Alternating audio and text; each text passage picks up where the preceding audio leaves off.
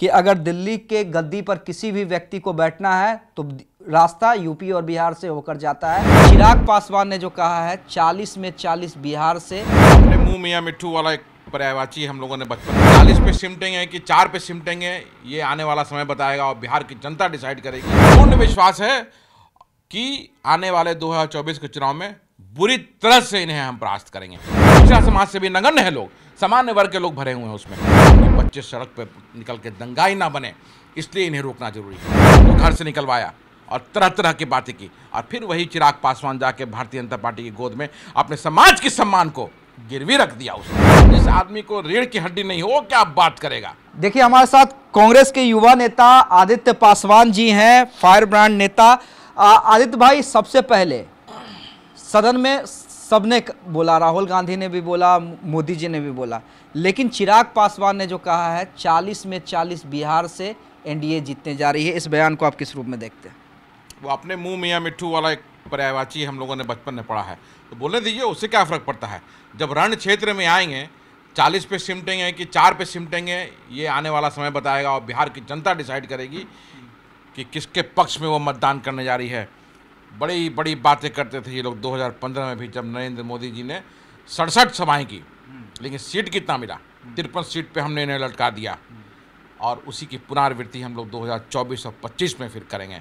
और चिराग पासवान क्या बोलेंगे? चिराग पासवान लोकसभा में आज जो बड़ी बड़ी बातें की हैं, जिस तरह से दलित के वोटों को, दलित के सम्मान को उन्होंने भारतीय जनता पार्टी के गोद में जो गिरवी रखा है, वो अक्षम्य है। अगर चिराग पासवान को दलित का इतना प्रेम होता तो कहते वो जो साहिबगंज में हमारे भाई को भारतीय जनता पार्टी के विधायक ने जो नंगा करने का प्रयास किया, उसकी चर्चा करते। जिस हमारे भाई को, आदिवासी भाई को के देह पे जो पेशाब किया गया, उसकी चर्चा करते चिराग पासवान। हमारे उस भाई की जिसने मोच रखा और उसकी हत्या कर दी गई, चर्चा करते चिराग पासवान। उस हमारे भाई की जो घोड़ी पर चढ़ के शादी करने जा रहा था और उसे घोड़ी से उतार के पीटा गया। आज तक अपने समाज की चर्चा उन्होंने नहीं की लोकसभा में। और आज बात कर रहे हैं चुनाव की, वो पहले खुद डिसाइड कर लें कि जमुई छोड़ के हाजीपुर से भागेंगे कि चाचा हाजीपुर से लड़ेंगे, कि कौन किसको क्या सीट मिलेगा। जिस आदमी को रीढ़ की हड्डी नहीं हो क्या बात करेगा। और रामविलास पासवान जी थे, उनका कद था, जब लोकसभा में कहते थे, बात करते थे तो समकक्ष रहते थे प्रधानमंत्रियों के। बेटे तो रामविलास जी के हैं ना चिराग पासवान। कब उन्होंने सत्ता के लिए समाज को गिरवी रखा? इतिहास गवाह है।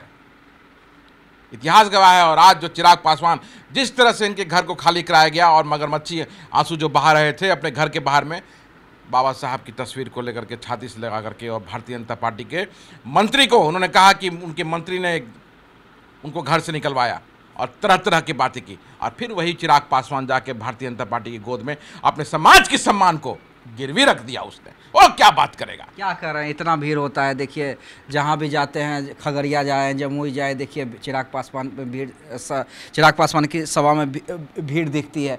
और दूसरी बात, सबसे बड़ी बात है कि आप 2015 का जिक्र कर रहे हैं आदित्य भाई।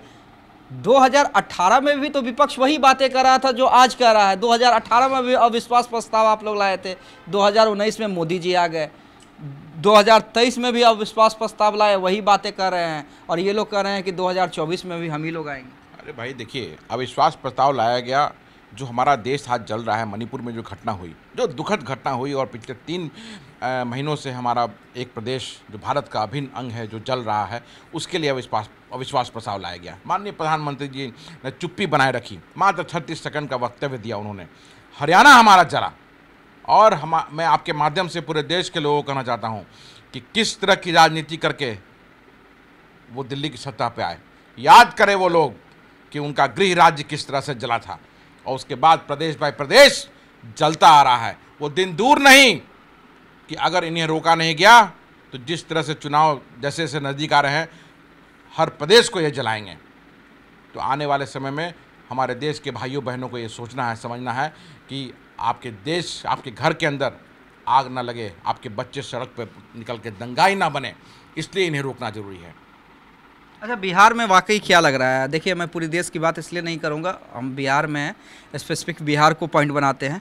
चिराग कर रहे हैं 40 के 40, ललन सिंह आप लोग के गठबंधन के जेडीयू के राष्ट्रीय अध्यक्ष हैं, वो कह रहे हैं कि इंडिया 40 में 40 जीतेगा, बिहार से खाता नहीं खुलेगा एनडीए का।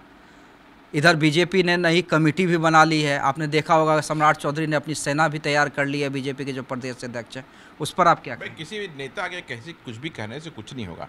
चिराग पासवान कौन कहता है कि 40 किस आधार पर कहते हैं कि 40 में 40 सीट जीतेंगे? वो महागठबंधन की सरकार ने पिछले 17 वर्षों में जो अभूतपूर्व काम किया है बिहार के लिए, नीतीश कुमार जी ने जो काम किया है बिहार को, कम संसाधन में जो विकास की पटरी पर बिहार को लाया है, वो एक बहुत ही बड़ा कदम रहा है।